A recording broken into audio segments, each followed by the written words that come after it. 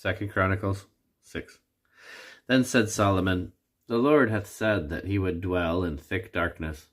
But I have built an house of habitation for thee, and a place for thy dwelling forever. And the king turned his face, and blessed the whole congregation of Israel. And all the congregation of Israel stood. And he said, Blessed be the Lord God of Israel, which hath with his hands fulfilled that which he spake with his mouth to my father David, saying, Since the day that I brought forth my people out of the land of Egypt, I chose no city among all the tribes of Israel to build an house in, that my name might be there. Neither chose I any man to be a ruler over my people Israel. But I have chosen Jerusalem, that my name might be there, and have chosen David to be over my people Israel. Now, it was in the heart of David my father to build an house for the name of the Lord God of Israel. But the Lord said to David my father, Forasmuch as it was in thine heart to build an house for my name, thou didst well that it was in thine heart. Notwithstanding, thou shalt not build the house, but thy son which shall come forth out of thy loins, he shall build the house for my name. The Lord therefore hath performed his word that he hath spoken, for I am risen up in the room of David my father, and am set on the throne of Israel, as the Lord promised, and have built the house for the name of the Lord God of Israel.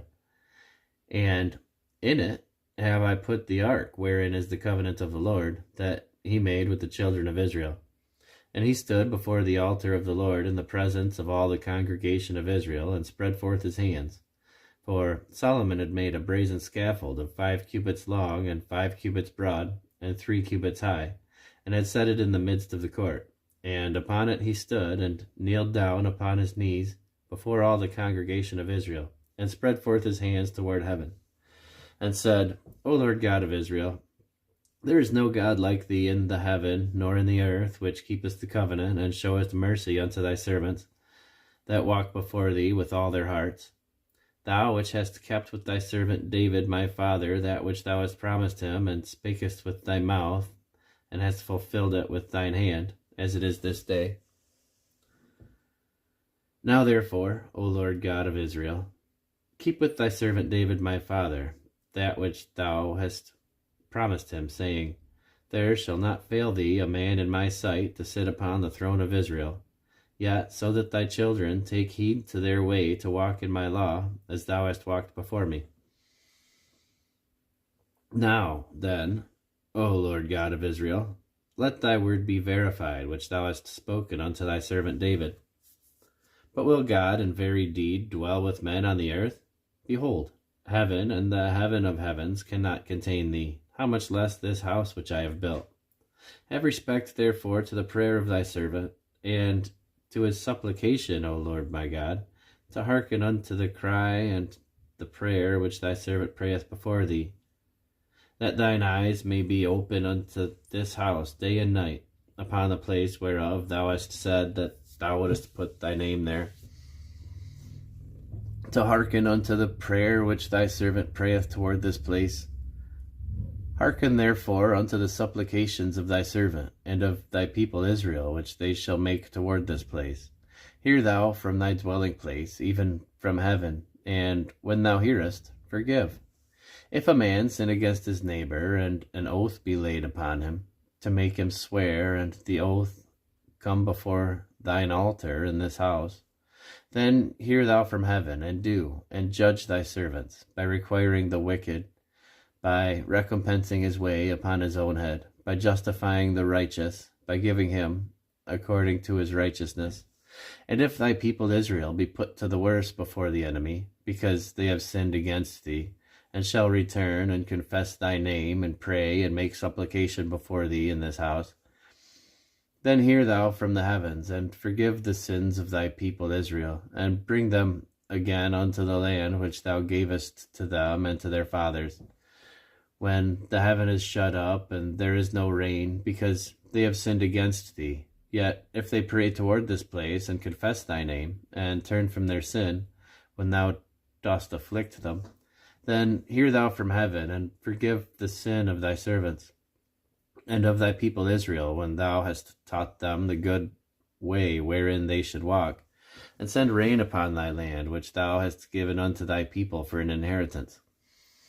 If there be dearth in the land, if there be pestilence, and if there be blasting, or mildew, locusts, or caterpillars, if their enemies besiege them in their cities of their land,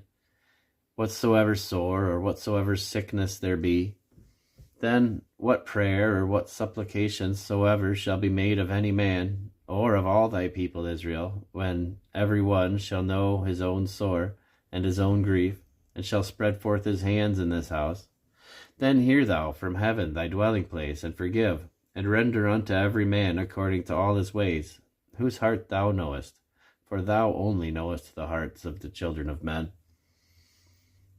that they may fear thee, to walk in thy ways, so long as they live in the land which thou gavest unto our fathers. Moreover, concerning the stranger, which is not of thy people Israel, but is come from a far country, for thy great name's sake, and thy mighty hand, and thy stretched out arm, if they come and pray in this house, then hear thou from the heavens, even from thy dwelling place, and do according to all that the stranger calleth to thee for, that all people of the earth may know thy name, and fear thee, as doth thy people Israel, and may know that this house which I have built is called by thy name. If thy people go out to war against their enemies by the way that thou shalt send them, and they pray unto thee toward this city which thou hast chosen, and the house which I have built for thy name, then hear thou from the heavens their prayer and their supplication, and maintain their cause. If they sin against thee, for there is no man which sinneth not, and thou be angry with them, and deliver them over before their enemies, and they carry them away captives unto a land far off or near, yet if they bethink themselves in the land whither they are carried captive, and turn and pray unto thee in the land of their captivity, saying, We have sinned, we have done amiss, and have dealt wickedly. If they return to thee with all their heart and with all their soul in the land of their captivity, whither they have carried them captives, and pray toward their land which thou givest unto their fathers, and toward the city which thou hast chosen, and toward the house which I have built for thy name, then hear thou from the heavens, even from thy dwelling place, their prayer and their supplications, and maintain their cause, and forgive thy people which have sinned against thee. Now, my God, let, I beseech thee, thine eyes be open, and let thine ears be attent unto the prayer that is made in this place. Now therefore arise, O Lord God, into thy resting place, thou and the ark of thy strength. Let thy priests, O Lord God, be clothed with salvation, and let thy saints rejoice in goodness.